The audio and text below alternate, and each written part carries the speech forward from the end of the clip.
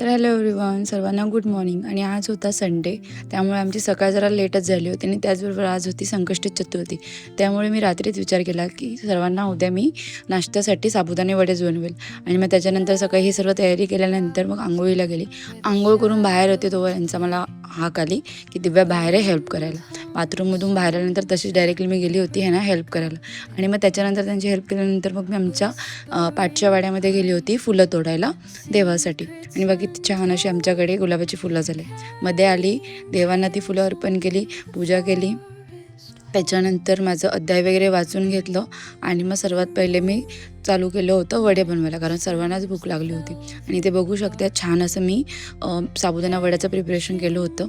त्यानंतर साबुदाणे वडीसुद्धा मी थापून घेतली. त्याच्यानंतर ते मी तेल गरम करत ठेवलं होतं. फटाफट त्याच्यामध्ये एक एक वडे सोडून फ्राय करून घेतले.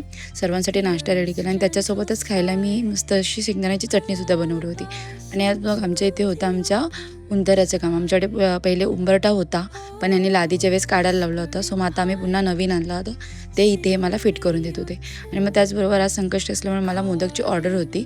सो मग त्याच्यासाठी सुद्धा मी मोदक बनवायला घेतले होते. आणि इथे वेदांश आणि त्याचे पप्पा चालले होते हेअर कटिंगसाठी.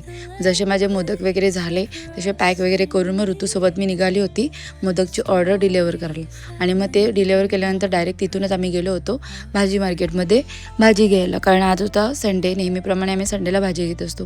भाजी घेऊन झाल्यानंतर आमची छोटी मोठी शॉपिंग केली.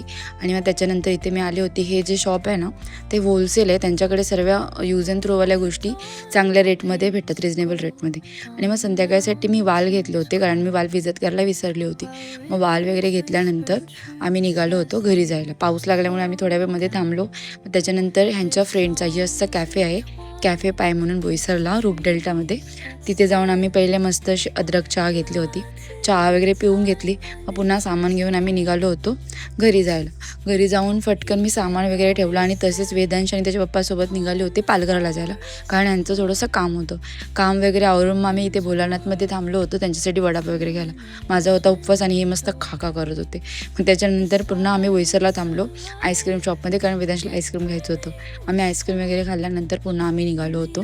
तर रस्त्यातच मला आठवलं की आपल्या टॅप्समध्ये एक ग्राहक पेठावाल्यांचं चांगलं असं एक्झिबिशन लागले. मग ह्यांना बोलले की मला घेऊन चला.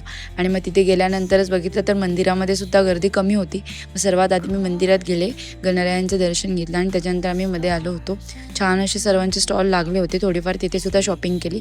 आणि मग त्याच्यानंतर आम्ही घरी आलो. घरी येऊन जेवण वगैरे आवरल्यानंतर जेव्हा बसले होते तेव्हा ऋतूने मला एक छोटंसं सरप्राईज दिलं होतं फ्रेंडशिप डेचं, जे की मला लक्षात नव्हतं, तिने मला दिलं होतं.